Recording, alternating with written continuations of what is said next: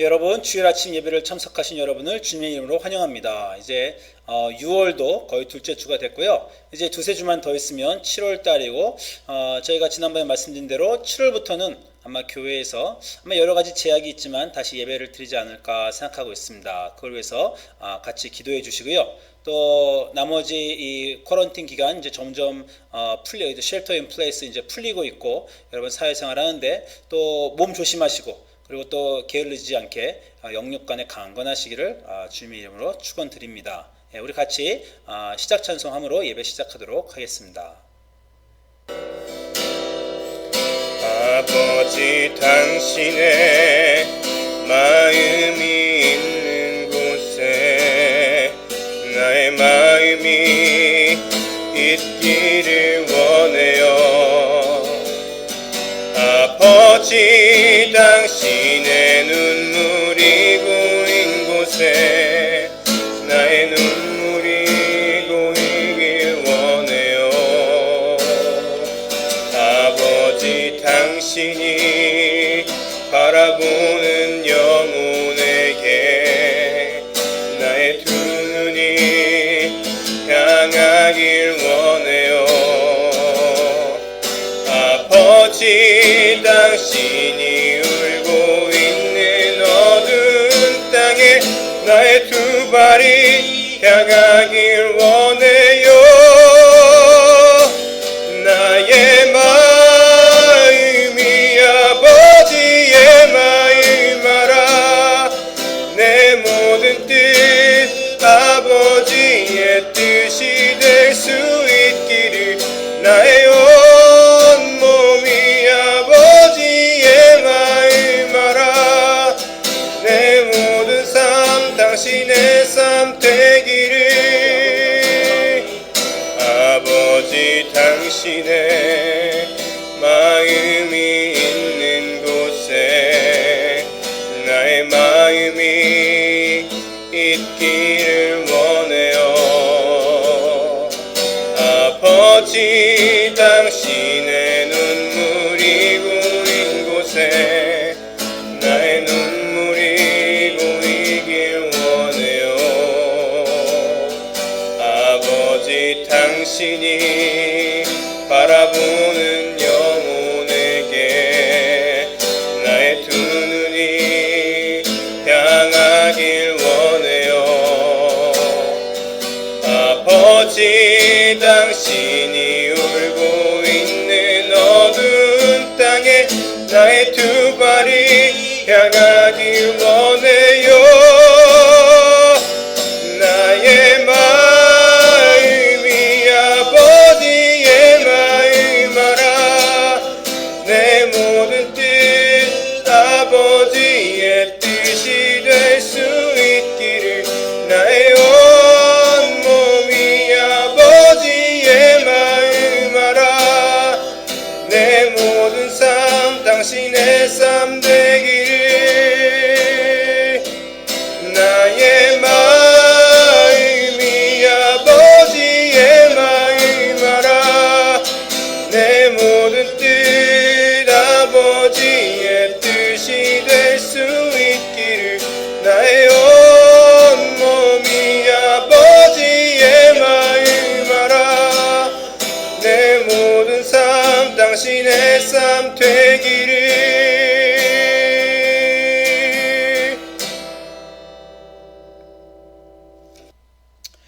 네, 오늘 주시는 하나님의 말씀은 요한복음 4장 19절부터 24절입니다. 요한복음 4장 19절부터 24절 제가 봉독하도록 하겠습니다.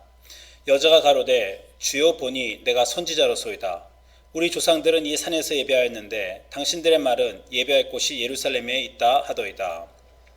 예수께서 가라사대 여자여 내 말을 믿으라. 이 산에서도 말고 예루살렘에서도 말고 너희가 아버지께 예배할 때가 이르리라. 너희는 알지 못하는 것을 예배하고 우리는 아는 것을 예배하노니 이는 구원이 유대인에게서 남이니라. 아버지께 참으로 예배하는 자들은 신령과 진정으로 예배할 때가 오나니 곧 이때라. 아버지께서는 이렇게 자기에게 예배하는 자들을 찾으시느니라. 하나님은 영이시니 예배하는 자가 신령과 진정으로 예배할지니라.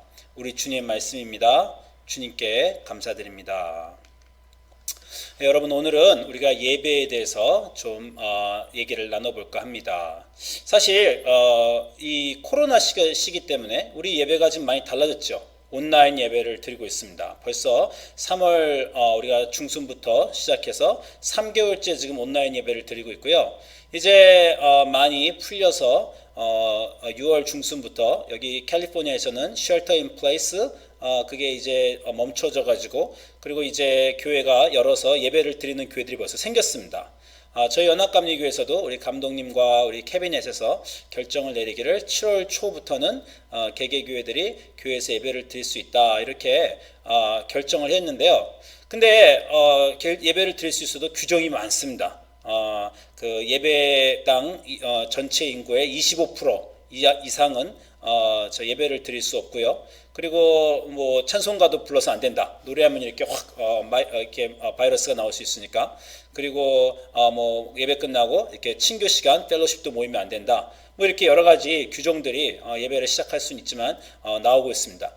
그래서인지 어떤 교회들은요 예배 드리는 게 무의미하다고 생각하는 사람들이 있어요. 그러니까 교회에서 예배 드리는 것이 와서 찬송도 못 부르고 뭐 악수도 못 하고 친교도 못 하면 그냥 집에서 온라인으로 예배를 드리는 것과 뭐가 크게 차이가 있겠는가 이렇게 해서 그냥 여름 동안에는 온라인으로 계속 예배를 하겠다 이렇게 결정하는 교회들도 생기고, 저희 교회도 지금 고민 중입니다. 어떻게 예배하는 게 제일 좋을까 그렇게 고민 중입니다. 제가 한 2주 전에 저희 한국에 계신 어머님한테 전화해서 어머님 한국의 교회는 어떤가, 제 모교회죠, 상황을 물어봤는데 뭐 한국은 아시겠지만 코로나가 한참 심할 때는 예배를 좀 안 드렸지만 코로나가 좀 잠잠해지니까 바로 다시 예배를 드리기 시작했답니다. 근데 이렇게 옆에 사람하고 제가 얼마나 떨어졌냐 물어봤더니 별로 안 떨어졌대요. 예, 그리고 그냥 마스크는 쓰긴 쓰지만 찬송가도 다 부르고 별로 떨어지지도 않았답니다. 아니 뭐 사실 한국적 상황에서 인구 밀도가 높은 나라에서 여기 미국처럼 예배당에 이렇게 사람이 널찍널찍 앉는 것은 무의라고 생각합니다. 제가 저희 어머님이 나이가 많으시니까 지금 제가 지난주 어머님 부상당하신 거 말씀드렸는데 그 전에 얘기입니다. 그 전에 이제 어머님 보고 어머니 교회 가지 마세요. 그거 옆에 사람이 이렇게 가까이 있고 찬송도 다 부르는데 뭐 마스크 하나 쓴다고 이게 되겠습니까? 어머니 나이도 많으신데 가서 감염되시면 어떡하세요? 교회 가지 마시는 게 안 가시는 게 좋겠습니다. 일요일 날 이렇게 제가 목사인 아들이 어머니에게 말씀을 드리는데, 그 말씀을 드리면서 제 마음속에 어떤 생각이 드냐면 이런 말이 들려요. 너 지금 네가 무슨 말 하는지 알고 있냐?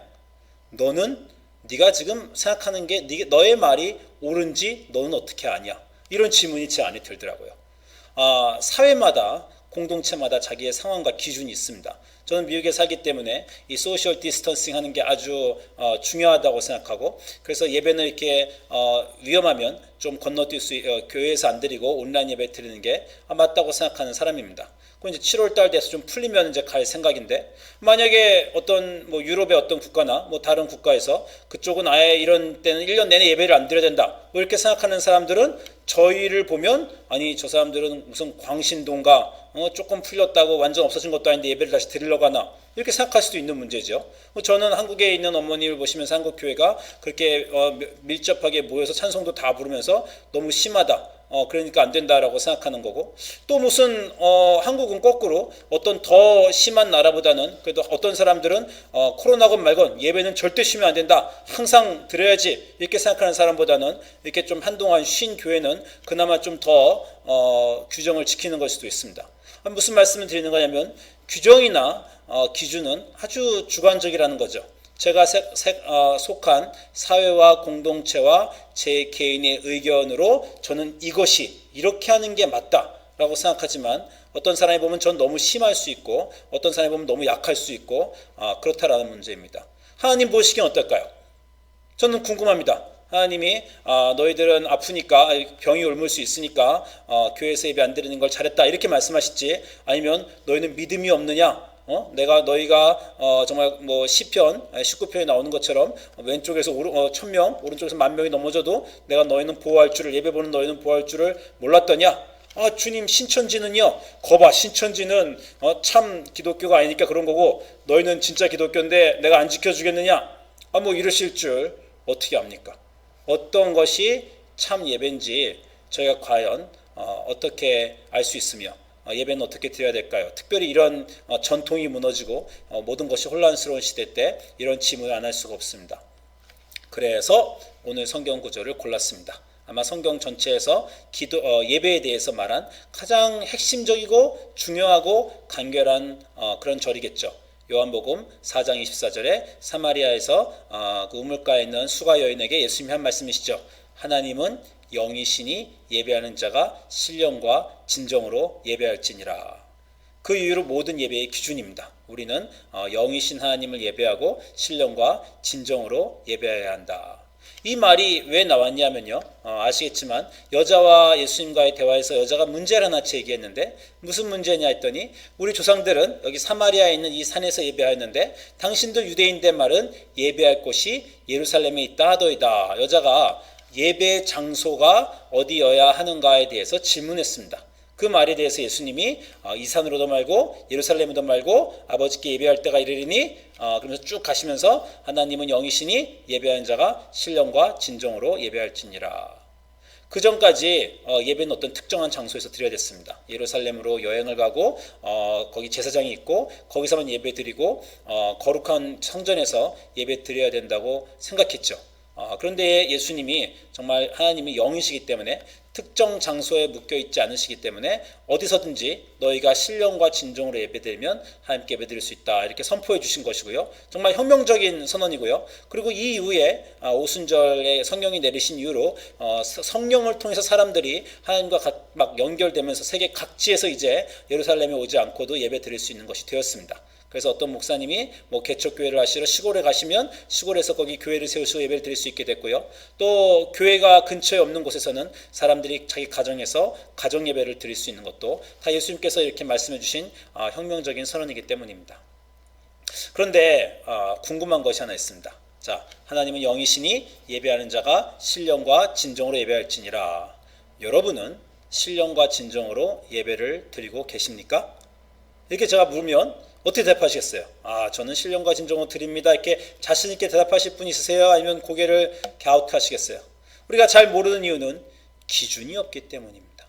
신령과 진정으로 예배 드리라는 말은 너무 굉장하고 멋있는 말 같지만 차라리요 구약의 예배 규정이 막 몇백 가지가 있을 때는 오히려 쉬웠다는 생각도 있습니다. 예배를 드릴 때 어디를 가고 정결의식 2주를 어떻게 지내고 제사장은 옷을 어떻게 입어야 되고 책상에 촛대는 어떻게 놔야 되고 어떤 기름을 쓰고 어떤 제단을 쓰고 이런 모든 규정들이 너무 자잘한 걸 지키기는 어려웠지만 그러나 그것들이 분명할 때는 그걸 지키면 돼요.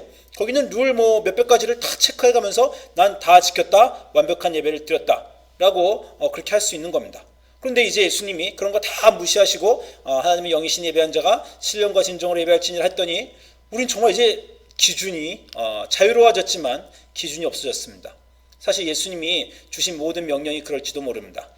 구약에 600가지가 넘는 법이 있었는데 예수님은 그 모든 법을 딱 두 가지로 요약하셨죠. 내 하나님을 내 몸과 내 마음과 내 모든 것을 다하여 내 하나님을 사랑하고 내 이웃을 내 몸과 같이 사랑하라. 이렇게 두 가지로 딱 압축해 주셨지 않습니까? 다시 말씀드리지만 안식일에는 어떡하고 이웃에게는 어떡하고 소가 넘어졌을 때는 어떡하고 사람이 죽었을 때는 어떡하고 이런 모든 규정이 너무 많은 걸 그냥 딱 두 개로 줄여주셨는데 그때부터 똑같은 질문입니다.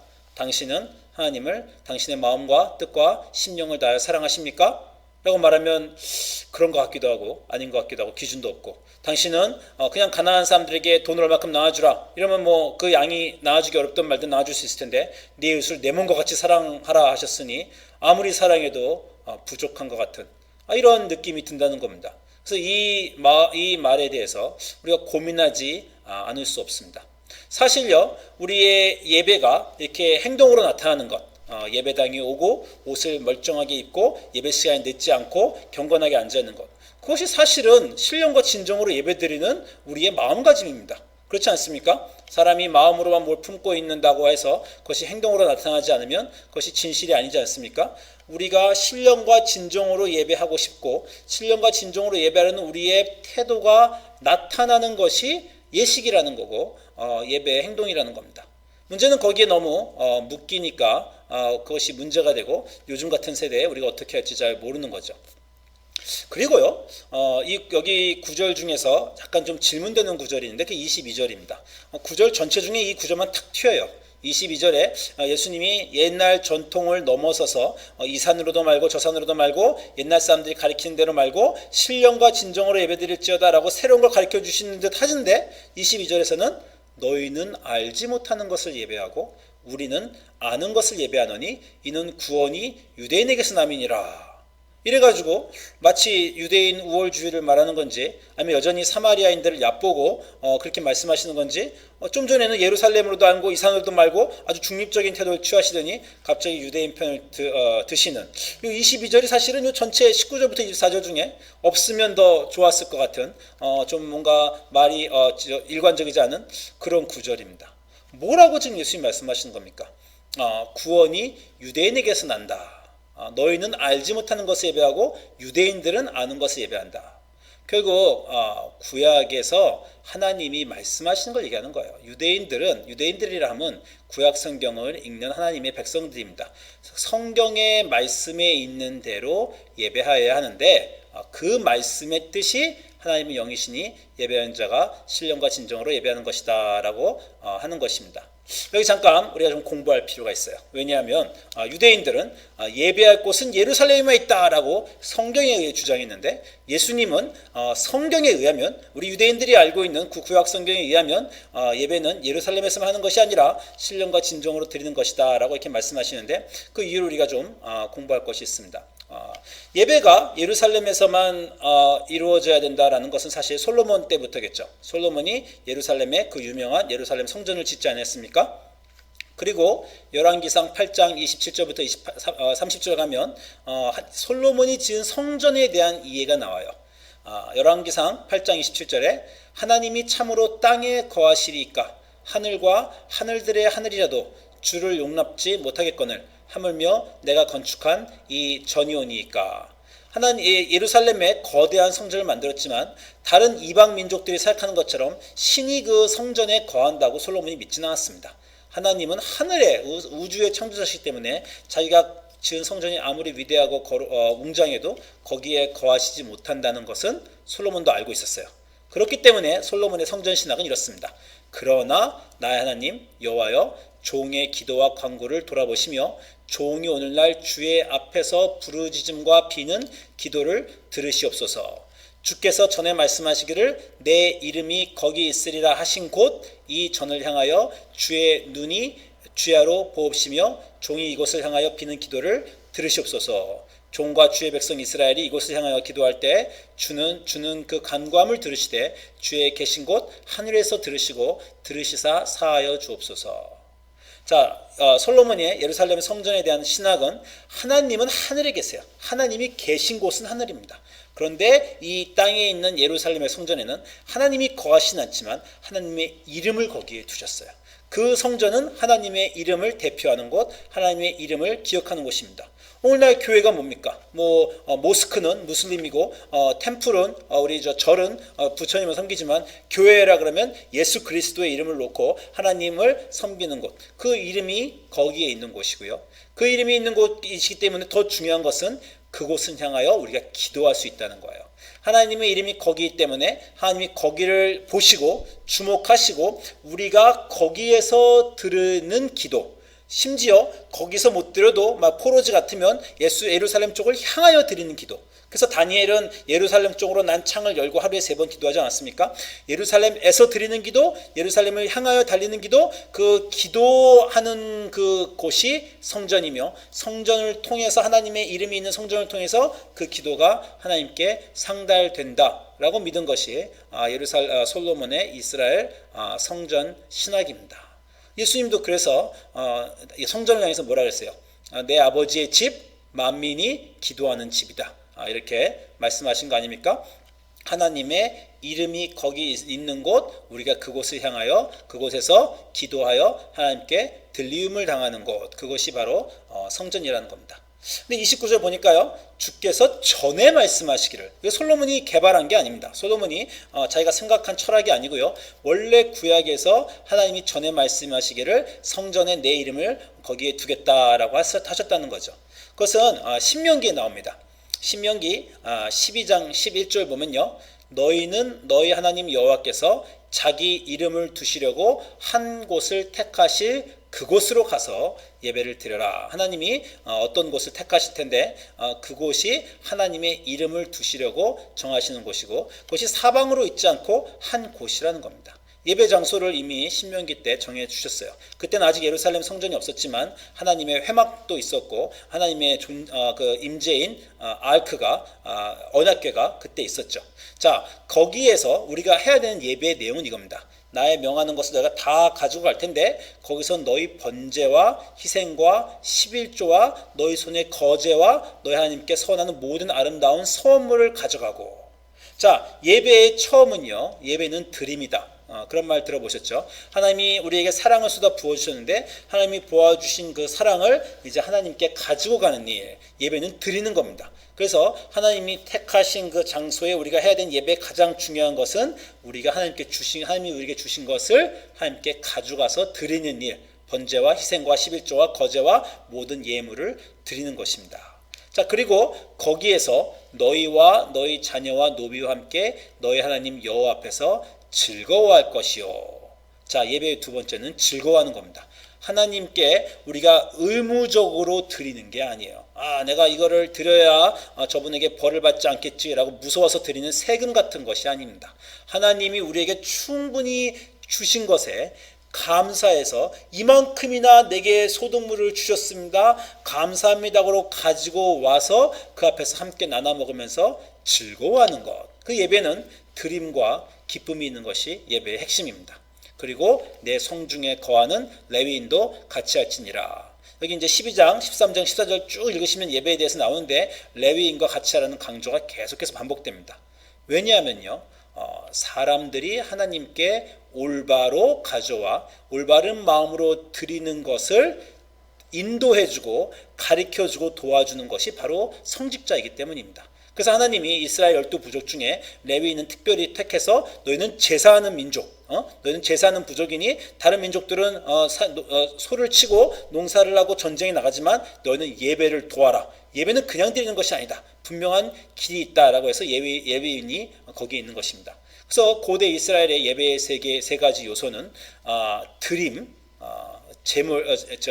헌물, 어퍼링이 있고요. 그 다음에 기쁨이 있고요. 그리고 성직자가 거기서 같이 있는 것입니다. 이 세 가지가 있어야 예배를 드릴 수가 있어요. 그 세 가지가 있어야 하나님께 드리는 예배가 구별되는 것입니다. 왜냐하면요. 옛날 다른 민족들은 그게 없었어요. 다른 민족의 예배를 보시죠. 신명기 12장 2절에 너희가 쫓아낼 민족들이 그 신들을 섬기는 곳은 높은 산이든지 작은 산이든지 푸른 나무 아래든지 물어나고 그 모든 것을 너희가 마땅히 파멸하며라고 되어 있습니다. 무슨 말이냐면 하나님께 드리는 예배는 하나님께 나와서 레위인과 성전을 통해서 내 하나님께 어떻게 우리가 여기서 드릴 수 있습니까? 하나님이 받으시는 방법, 하나님이 원하시는 것은 무엇이며 그곳에서 우리가 아무 신의 이름이나 아니라 하나님의 이름을 부르겠습니다 라는 것인데요. 이방인들은 그렇게 하지 않았습니다. 이방인들은요, 어떤 신에게 드리는 건 중요하지 않아요. 나무신이든 강신이든 돌신이든 이방인들은 그런 거 신경 쓰지 않습니다. 이방인들은 그 신에게 받을 것만 신경 써요. 저 나무건 저 산이건 높은 산이건 작은 산이건 푸른 나무 아래건 아무 곳에 있는 신이며 높은 산신 작은 산신 푸른 나무신 I don't care. 나는 그건 신경 쓰지 않아. 그냥 내가 가서 빌면 모든 것을 주시는 그 받을 것에 집중하는 그런 예배가 이방인에게 드린 예배고요. 우리는 이미 주신 것에 집중하는 것, 거기서 감사하는 것이 예배입니다. 그리고 이방인들은 이렇게 아무 곳에나 신의 이름이 상관없고 어떤 신인지 상관없기 때문에 아무 곳에나 예배를 드렸고요. 그리고 그런 예배들을 드리는 사람들에게 대해서 이렇게 말씀하십니다. 신명기 12장 30절에 이스라엘 백성에게 너는 스스로 삼가서 내 앞에서 멸망한 그들의 자취를 밟아 올무에 들지 말라. 또 그들의 신을 탐구하여 이르기를 이 민족들은 그 신들을 어떻게 위하였는고 나도 그와 같이 하겠다 하지 말라. 자, 무슨 말입니까? 이방 사람들은 이 산 저 산 높은 산 푸른 나무 아래서 마구 예배를 드렸는데 이스라엘 사람들이 그 땅에 왔어요. 이스라엘 사람들도 지금 예배를 어떻게 드려야 되는지 모릅니다. 그러면 그 땅 사람들이 드리는데도 드리는 대로 이스라엘 사람들이 보고 예배는 저렇게 드리는 거구나. 그리고 하나님께 이 산에서 저 산에서 높은 나무 아래서 그저 자기들이 원하는 것을 가지고 떨며 올 것 같다라는 것이 하나님이 아셨기 때문에 그래서 레위인을 선택한 것이에요. 한 민족 모세, 아론, 제사장, 레위인들을 선택해 너희들이 나의 이름을 온전히 예배하는 것을 알게 하겠다. 너희 마음대로 그렇게 예배 드리지 마라. 왜냐하면요, 마음대로 예배 드리게 하면 우리는 다시 말씀드리지만 이방인처럼 예배 드려요. 그냥 그 신은 신경 쓰지도 않고 그 신과의 관계도 중요하지 않고 그냥 영적인 존재에게 가서 간구해서 우리가 원하는 것만 받고 싶어 합니다. 그리고 그렇게 영적인 존재에게 가서 머리를 조아리고 그 영적인 존재의 이름도 뜻도 모르고 자기 원하는 것만 부탁하는 사람들은요, 상황이 안 좋아질 때 두려움에 떨며 예배를 드리게 됐어요. 그 사람들 어떻게 드렸나 보세요. 계속해서 12장 신명기 12장 31절에 내 하나님 여호와께서 내가 그와 같이 행하지 못할 것이라. 그 이방인처럼 너희들은 예배드리면 안 된다는 겁니다. 그들은 여호와의 꺼리시며 가증히 여기시는 일을 그 신들에게 행하여 심지어 그 자녀를 불살라 그 신들에게 드렸느니라. 자, 자기가 그 신에게 받을 것에 집중하기 때문에 그 사람들도 예물을 갖고 옵니다. 이것을 드리면 그분이 나의 소원을 이루어 주시겠지. 이분들은 이 사람들은 계약이고 거래예요. 그래서 신에게 와서 부탁합니다. 근데 만약에 막 전쟁이 일어나고 위험에 빠져요. 그러면 더 큰 것을 부탁하기 위해서 더 큰 걸 드려야 되고, 그러면 두려움에 사로잡혀서 실제로 이방 사람들은 전쟁에 나가서 이기기 위해 자기 자식을 불살라 드렸습니다. 그들의 예배에는 대상이 없고요. 그들의 예배는 욕심과 소망만 있고요. 두려움에 가득 찬 그런 예배입니다. 그렇기 때문에 하나님께서 너희들은 그 사람들처럼 예배 드리지 마라. 아무 데서나 집에서나 뒷산에 가서나 그냥 머릿속에서 생각나는 대로 그렇게 예배 드리지 마라. 너희의 생각은 늘 옳지 않다. 내가 너에게 법을 주고 토라를 주고 오경을 주고 모세를 통해서 나의 말씀과 십계명을 주고 그리고 제사장들과 선지자들이 그 법에 따라서 너희들에게 합법적으로 예배드릴 것을 가르쳐 줄 것이니 이제 나의 이름을 알고 나의 뜻을 알고 너희를 향한 사랑과 뜻을 알고 그 배워서 올바로 예배드리고 그 올바로 드려야 되니까 제사장이 있는 바로 그곳에 와서 성궤가 있는 그 한 곳에 와서 예배드리며 그리고 가져오는 것들이 기쁨이라는 겁니다. 너희는 너희 하나님 여호와께서는 너희가 그 이방인처럼 행하지 말고 아까 신명기 12장 4절 그대로 가면요. 거기 곧 너희 하나님 앞에서 아까 우리 다시 읽은 그 부분하고 비슷하죠. 너희 하나님 여호와께서 너희 손으로 수고한 일에 복 주심을 인하여 너희와 너희 가족이 즐거워할지라. 자, 하나님께서 주신 것에 대해서 감사하고 이만큼이나 나에게 주셨습니다. 올해는. 그리고 그것을 하나님께 주셨다는 것에 대한 믿음의 증표로 예물을 드리고 거기서 감사하고 제사장의 가르침에 따르고 그리하여 거기서 즐거워하는 것이요. 이방인의 예배는요 공포고 그 공포에 몰려 자식까지 줄 수 있지만 우리 예배는 하나님께 가져온 예물로 즐거이 하나님을 신뢰하면서 드리는 그러한 예배입니다. 그러니까 예수님께서 말씀하시는 거예요. 유대인들은 구원의 길을 알고 있다. 유대인들이 하는 것이 아니라 하나님이 유대인들에게 이미 구약성경의 말씀으로 예배가 무엇인지 어떻게 드리는 것인지 알려주셨다라는 거죠. 이렇게 예배가 하나님의 가르침에 따라서 하나님의 이름이 두신 곳에서 하나님을 사모하며 그분께 감사하며 하나님께 주신 것을 가지고 와서 같이 즐겁게 드리는 것이 예배인데 그것이 나중에 타락했지요. 예수님 시대에 가면 아시지만 이렇게 예배를 드리라고 한 곳에서 하나님께서 그 사람들이 예루살렘으로 이제 가야 된다는 형식에 치우치고 제사장이 무조건 그 일을 해야 되고 그러면서 사람들이 재물을 돈으로 갖고 와서 예수님 성전 청소하실 때 보면 사람들이 막 하나 예수님이 너희가 성전을 강도의 구렬로 만들었다. 하나님이 이렇게 좋은 정신을 주셨고 사실 이렇게 드리는 것이 예물을 즐거이 갖고 와서 그 가르침에 따르고 하나님의 앞에서 하나님의 뜻을 배우고 즐거워하는 것이 바로 신령과 진정으로 드리는 예배인데 이런 예배가 어느 순간에 고착화되면서 꼭 예루살렘 예배로 정착된 것을 예수님이 그것이 아니다. 거기도 아니고 여기도 아니고 그러나 하나님께 드린 예배는 신령과 진정으로 드리는 예배다라고 이렇게 가르쳐 주셨다는 겁니다. 자, 그러면 다시 오늘의 주제로 돌아와서 이제 코로나 시대 때 우리가 드려야 되는 신령과 진정의 예배는 어떤 것이겠습니까? 코로나 병이 있건 말건 무조건 예배당에서 예배를 드리는 게 신령과 진정으로 드리는 겁니까? 아니면 좀 위험한 요소가 있으니까 그냥 계속 완전히 없어질 때까지 안 드리는 것입니까? 아니면 드리면서 여러 가지 규율을 따르는 것입니까? 여러분이 하신 코로나 시대 때 드리는 예배의 결정, 앞으로 하실 그 결정들이 신령과 진정으로 하시는 것이라고 믿으십니까? 그리고 그것은 어떤 것이 되어야 됩니까? 그것이 사실 분명치 않죠. 아까 말씀드린 대로 문화마다, 공동체마다, 개인마다, 개인의 건강으로, 개인의 가정의 사정으로 드리는 것이 다 그것이 다릅니다. 그런데요, 분명한 것이 있긴 있습니다. 제가 지난주에 말씀드린 대로 저의 어머님께서 한국에서 넘어지셔가지고 제 팔순 노모께서 이 다리에 금이 가고 고관절에 철심을 막는 수술을 하셨어요. 제 마음이 얼마나 아프겠습니까? 아들은 어떻게 해야 될까요? 이런 순간에.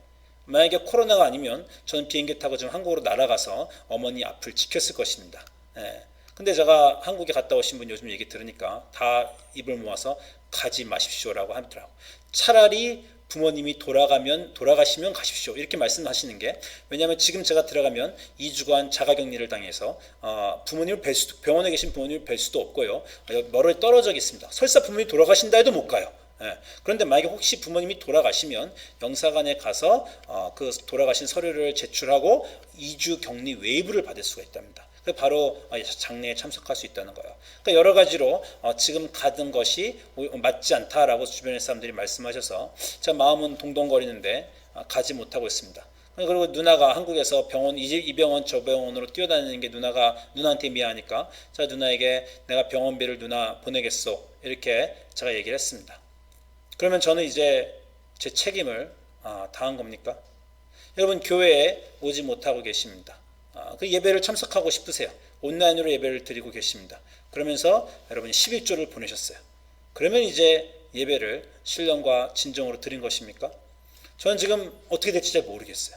어머님한테 가야 되나, 웹사이트 가서 비행기표도 알아보고 사람들한테 어떻게 하는지 좋은지도 물어보고 누나한테 병원비도 당연히 보내고 기도도 하고 이 생각 저 생각 제가 그거에 대해 설교도 하고 많이 하고 있습니다. 왜 그럽니까? 저는 어머님을 사랑하는데 이 사랑하는 어머님을 위해서 이런 순간에 이렇게 뭘 해야 될지 알 수 없는 순간에 제가 발이 동동 굴러지는 것입니다. 코로나 시대 때 드리는 예배는 그런 것입니다. 여러분, 신령과 진정으로 드리시는데 나의 신령과 진정으로 드리는 예배는 집에서 온라인으로 드리는 것이다 라고 여러분이 생각하실 수도 있는데 그럼 거기에 신령과 진정이 있으셔야 됩니다. 제 아내는 요즘에 예배당에 이렇게 집에서 TV로 녹화된 것을 예배를 드리다가 찬송가 시간에 또 일어나갖고 찬송을 같이 하고 막 이러면서 찬송하고 또 앉아서 설교 듣고 하더라고요. 뭐 그렇게 할 수도 있는 거고, 어떤 분은 또 뭐 10시에도 드릴 수 있고 뭐 2시에도 드릴 수 있지만 우리 교회 예배 시간에 딱 맞춰서 예배 드리는 분도 있을 수 있고, 자기가 할 수 있는 최선의 것을 다 하는 것입니다. 최선의 것이 무엇인지 몰라요. 우리가 할 수 있는 대로 할 수 없습니다. 저희 어머님께 날아가고 싶지만 날아갈 수 없어요. 그럼 여기서 내가 할 수 있는 것은 무엇인가라고 생각하면서 저는 제가 할 수 있는 모든 것을 다 생각하면서 하려고 합니다. 그것이 답이 아니기 때문에 여전히 내 마음속에 갈급함이 있어요. 어떻게 내가 어머님께 더 해야 될까? 어머님께만 그런 게 아닙니다. 제 둘째 딸은 이번에 11학년에 올라가요.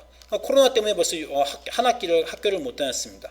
그러니까 이번 여름에 제 마음이 얼마나 급한지 몰라요. 아이를 어떻게 대학 준비를 잘 시켜주나, 학원에 보낼까. 너무 고액 학원은 제가 돈이 없으니 안 되지만 그래도 있는 거에 좀 무리가 되더라도 효과적인 학원을 보내줘야 되겠다. 개인과외를 시켜줘야 되나, 이 프로그램이 좋은가 저 프로그램이 좋은가. 분명한 답이 없습니다. 분명한 답이 없지만 제가 제 어머니를 사랑하고 제 딸을 사랑하기 때문에 제가 할 수 있는 모든 것을 다 하려고 하고요. 그리고 내가 하는 것이 다 만족스럽지 않기 때문에 더 하려고 그러고, 제가 최선을 다하는 것보다 최선 이상의 어떤 것, 나의 한계를 넘어선 어떤 것을 해주고 싶습니다. 그게 사랑입니다. 하나님이 우리를 그렇게 대하셨죠. 우리에게 선지자를 보내주시고 왕들을 보내주시고 성경 말씀을 주시고 하다 안 되면 도대체 이 아이들, 이 나의 자녀들을 내가 어떻게 해야 될까 고민하면서 결국 자신의 아들인 예수 그리스도를 주시기까지 하시고 성령도 주시는 것입니다. 성경 전체를 읽으면 하나님이 최선을 다하고 계시구나. 최선 이상의 것을 다하고 계시는구나. 정말 어떻게 하나밖에 없는 아들을 주실까? 그것마저도 하고 계시는구나. 그분의 우리를 향한 사랑은 그렇습니다. 코로나 시대에 신령과 진정으로 드리는 예배, 우리가 가진 한계가 지금 분명히 있어요. 우리가 예배당의 한계, 모임의 한계, 여러 가지 한계가 있고 거기에 분명한 지침과 가이드라인은 없지만 우리가 정말 하나님을 사랑한다면, 내가 하나님을 사랑하고 하나님의 예배를 사모하는 내가 도대체 어떻게 해야 될까? 나가야 될까? 찾아가야 될까? 헌금을 드려야 될까? 집에서 계속 기도를 해야 될까? 뭘 어떻게 내가 하나님께 할까? 이것이 의무나 책임이나 또는 이럴 때니까 이렇게 좀 드려도 되겠지라는 회피가 아니라 사랑하는 사람들을 위해서 자기의 최고와 최고 이상을 해주고 싶은 그 마음이 신령과 진정으로 드리는 예배입니다. 여러분이 신령과 진정으로 각자 찾으시는 그곳에서 예배 드리시고 그곳에서 하나님께 드리시고 주신 것에 감사하시고 그리고 기뻐하시고 그리고 교회 공동체와 연결되시기를 우리 주님의 이름으로 축원드립니다. 기도하겠습니다. 지금 이 아침에 우리 코로나 시대의 이 전환기 때 예배에 대해 생각해 봅니다. 하나님은 영이시니 신령과 진정으로 예배 드리라고 하셨는데 우리가 신령과 진정으로 예배 드리고 싶지만 그것이 어떤 것인지 몰라 고민하고 있습니다. 그러나 우리 마음 안에 하나님의 사모함을 주시고 그 하나님을 사모하고 하나님의 예배를 사모하는 그 마음이 할 수 있는 모든 것들을 우리가 하나님께 드려 하나님과 연결되고 하나님을 느끼며 우리 교회 공동체와 같이 하나님께 예배할 수 있도록 도와주시옵소서. 감사드리며 예수님 이름으로 기도합니다. 아멘. 여러분 각자 댁에서 하나님께 기뻐 봉헌하는 시간, 하나님께 주신 것들에 대해서 감사한 시간 갖도록 하시고요. 네, 그리고 우리 다 같이 이제 마침 찬송 부르고 예배 마치도록 하겠습니다. 나를 지으신 이가 하나님, 나를 부르신 이가 하나님, 나를 보내신 이도 하나님, 나의 나 된 것은 다 하나님 은혜라. 나의 달려갈 길 다 가도록, 나의 마지막 호흡 다 하도록, 나로 그 십자가 품게 하시니, 나의 나 된 것은 다 하나님 은혜라. 한량 없는 은혜, 갚을 길 없는 은혜, 내 삶을 애워싸는 하나님의 은혜. 나 주저함 없이 그 땅을 밟음도 나를 붙드시는 하나님의 은혜.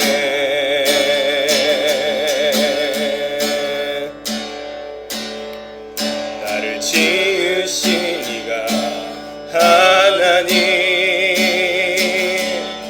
나를 부르신 이가 하나님, 나를 보내신 이도 하나님, 나의 나 된 것은 다 하나님 은혜라. 나의 달려갈 길 다 가도 마지막 꿈 다하도록 나로 그 십자가 품게 하시니 나의 나 된 것은 다 하나님 은혜라. 한량없는 은혜 갚을 길 없는 은혜 내 삶을 에워싸는 하나님의 은혜 나 주저함 없이 그 땅을 밟음도 나를 붙드시는 하나님의 은혜 한량없는 은혜 갚을 길 없는 은혜 내 삶을 에워싸는 하나님의 은혜 나 주저함 없이 그 땅을 밟음도 나를 붙드시는 하나님의 은혜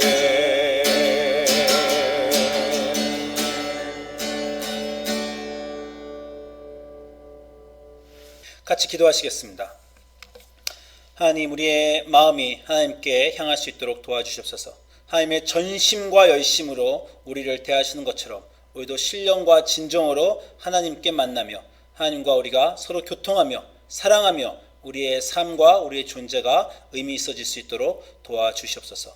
지금은 우리를 위해 그 아들까지 내어주신 우리 하나님 아버지의 놀라우신 사랑과 그 인간의 육신을 입으시고 우리를 위해 십자가에 달려 돌아가시어 우리의 죄를 사하여 주신 예수 그리스도의 보혈의 공로와 그리고 오늘도 우리에게 올바른 예배의 길로 인도해 주시는 성령님의 감화와 감동하심이 우리 뉴크리에이션 하노버 성도님들 머리 위에 지금부터 영원토록 함께 하실지어다.